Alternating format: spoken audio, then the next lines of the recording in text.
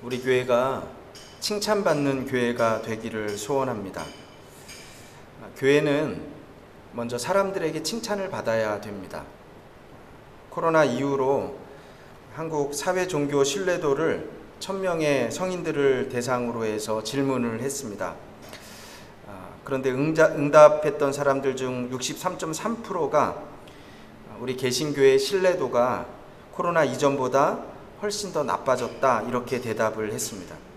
근데 문제는 그렇게 대답했던 응답자들의 연령대를 보면 대다수가 19세에서 27세, 72.6%나 되는 젊은 세대의 학생들이었다, 이렇게 이야기를 합니다. 그리고 요즘 한국 사회에서 보면 기독교에 대한 거부 현상으로까지 번지고 있는 것들을 우리가 발견하게 됩니다. 우리가 기도해야 됩니다. 다시 한번 선한 영향력이 회복되어지길 간절히 소원합니다. 또한 교회는 세상으로부터도 칭찬을 받아야 되겠지만 또 주님으로부터도 칭찬을 들어야 됩니다. 그런데 주님께 칭찬받는 교회가 되는 것은 참으로 어려운 일입니다. 이 세상에는 교회가 참 많이 있고 또 성경에도 보면 많은 교회들이 등장을 합니다. 문제는 성경에 있는 교회 중에도 주님께 칭찬받았던 교회가 그리 많지 않은 것을 우리는 발견합니다.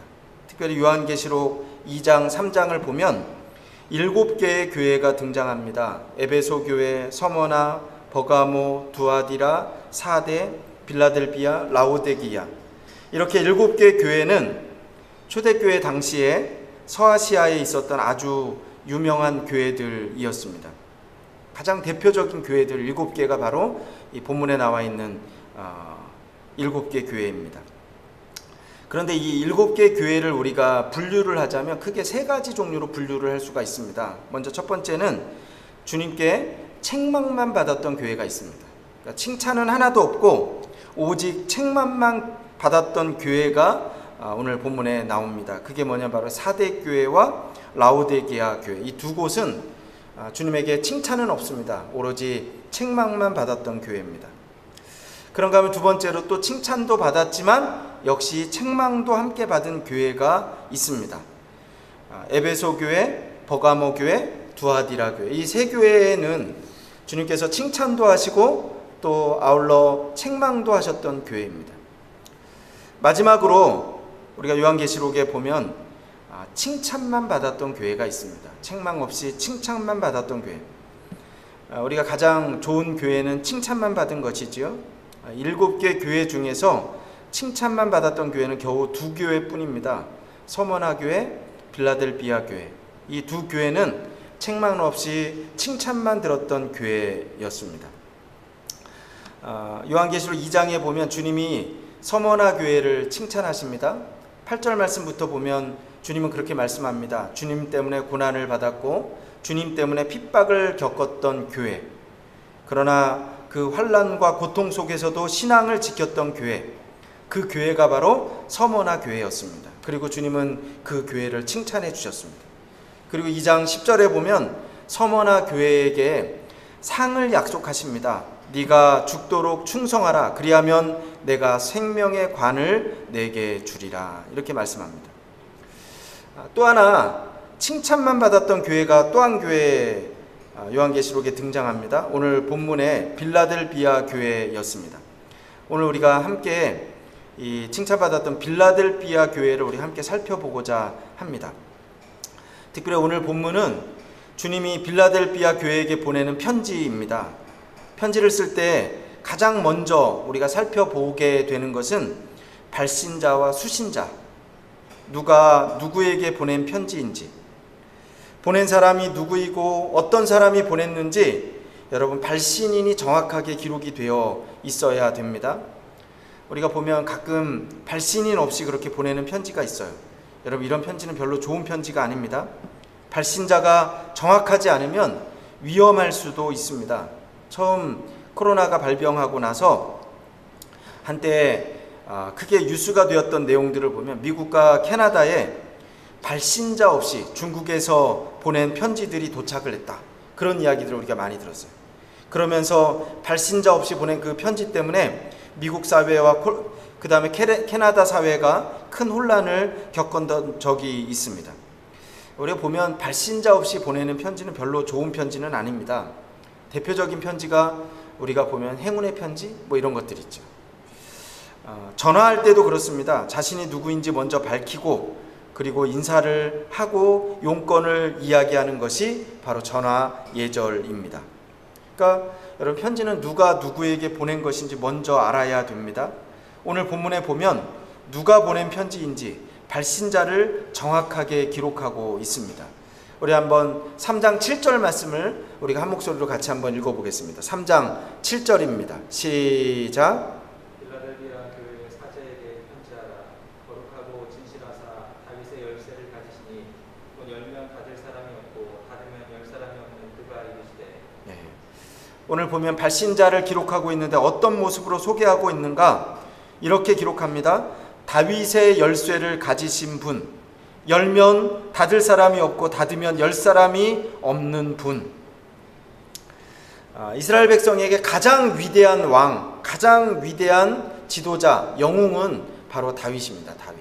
그래서 이스라엘 사람들은 그들이 그토록 기다리던 메시아의 모습을 다윗과 같은 모습으로 올 것이라고 그렇게 기대를 하고 있습니다.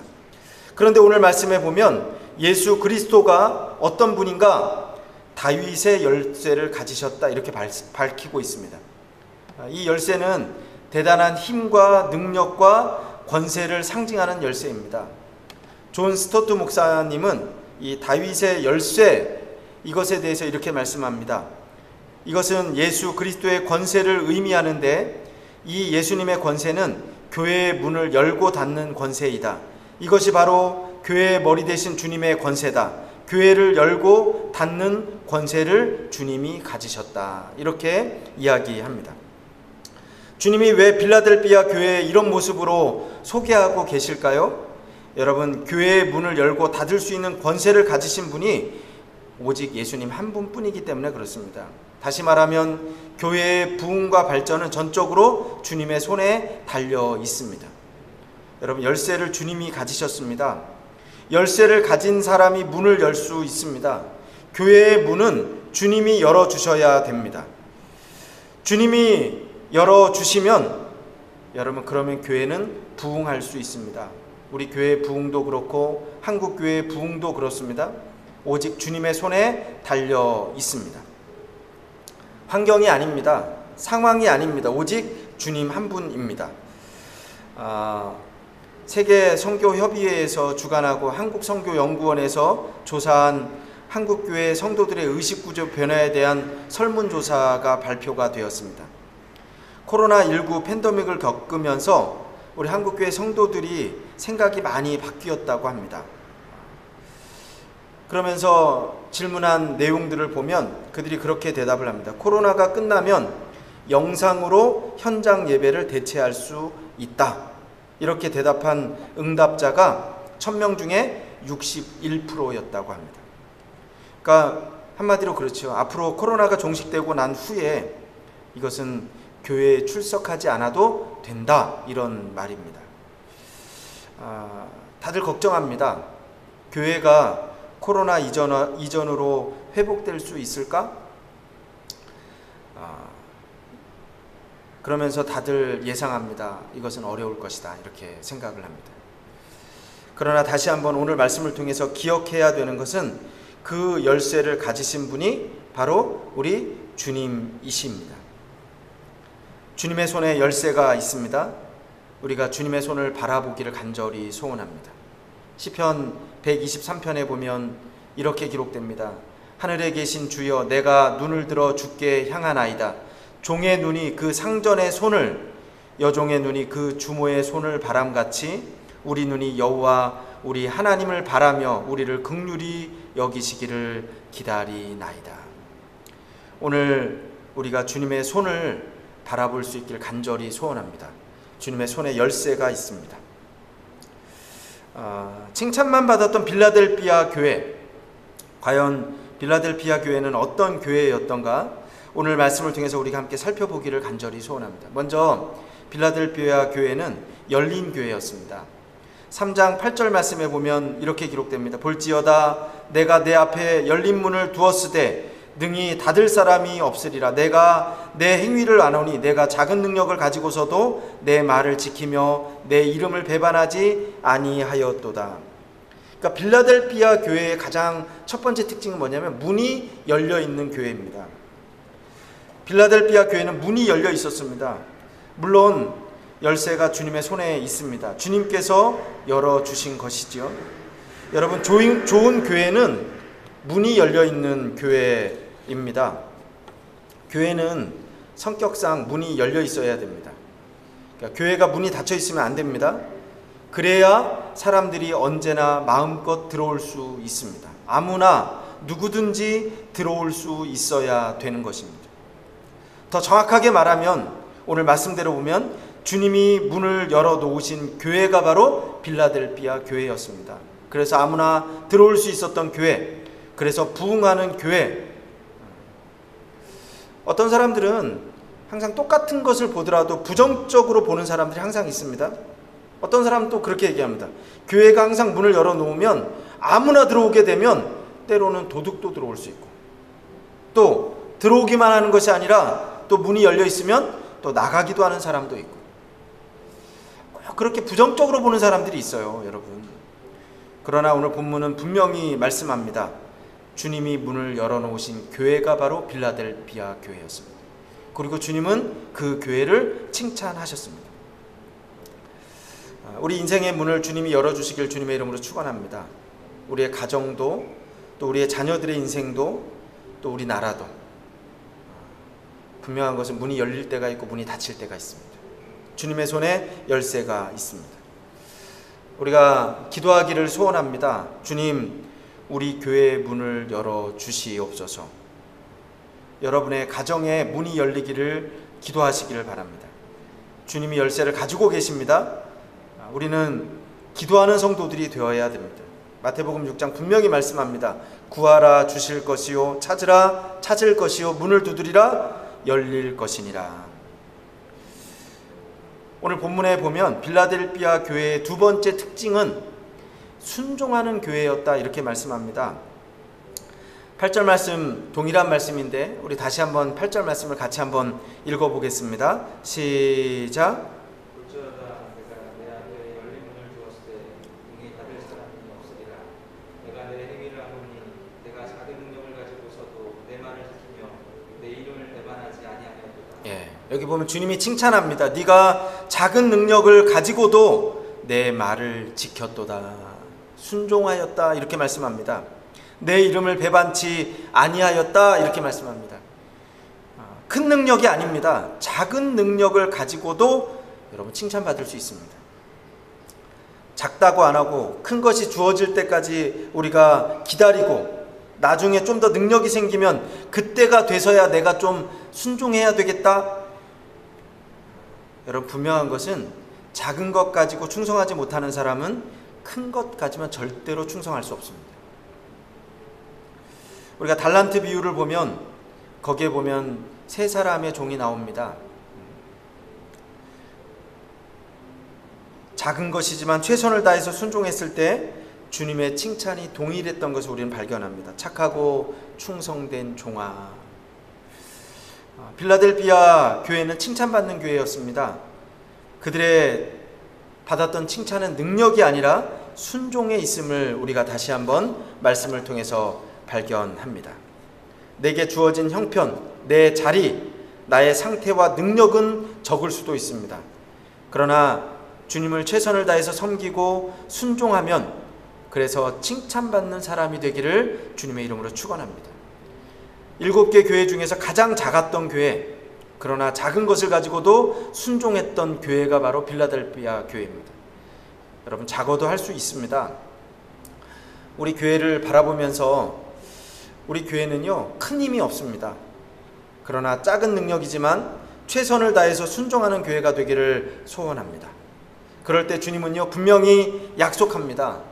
9절 말씀에 보면 보라, 사탄의 회당 곧 자칭 유대인이라고 하나 그렇지 아니하고 거짓말하는 자들 중에서 몇을 내게 주어 그들로 와서 내 발 앞에 절하게 하고 내가 너를 사랑하는 줄을 알게 하리라. 여러분, 주님이 약속합니다. 핍박하고 밖에 가던 자들이 회심하고 돌아오는 은혜가 있을 것이다. 다시 말하면 원수가 친구가 되는 은혜를 하나님이 약속하십니다. 우리 한번 10절 말씀을 한번 같이 한번 읽어볼까요? 10절입니다. 시작. 내가 나의 인내의 말씀을 지켰은즉 내가 또한 너를 지켜 시험의 때를 면하게 하리니 이는 장차 온 세상에 임하여 땅에 거하는 자들을 시험할 때라. 분명히 약속합니다. 시험의 때를 면하게 하리라. 환난의 때를 피하게 하리라. 이렇게 말씀합니다. 다들 힘듭니다.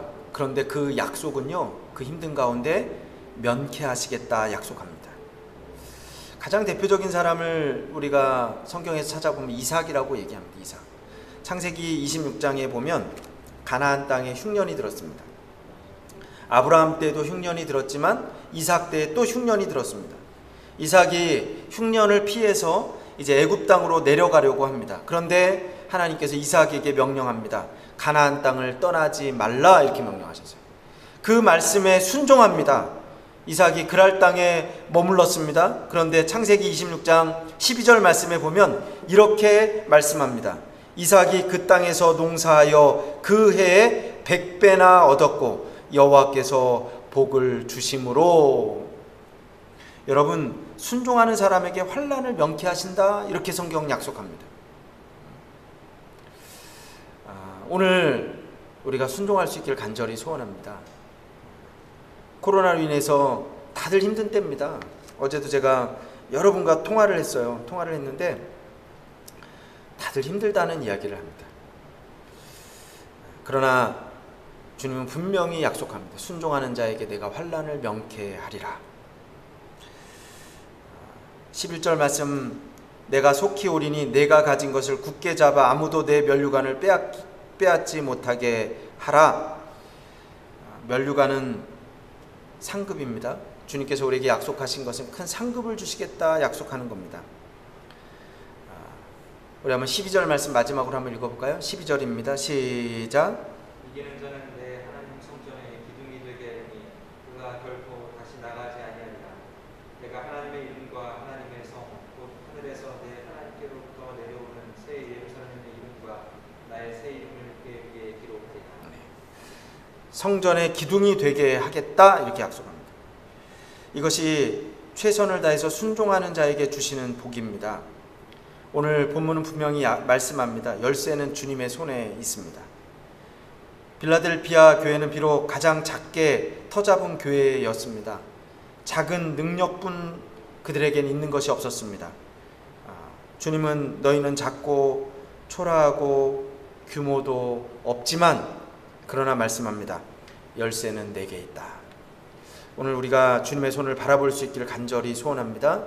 주님 주시는 귀한 복을, 약속을 누리는 저와 여러분이 되시길 주님의 이름으로 축원합니다. 다 같이 한번 기도하겠습니다.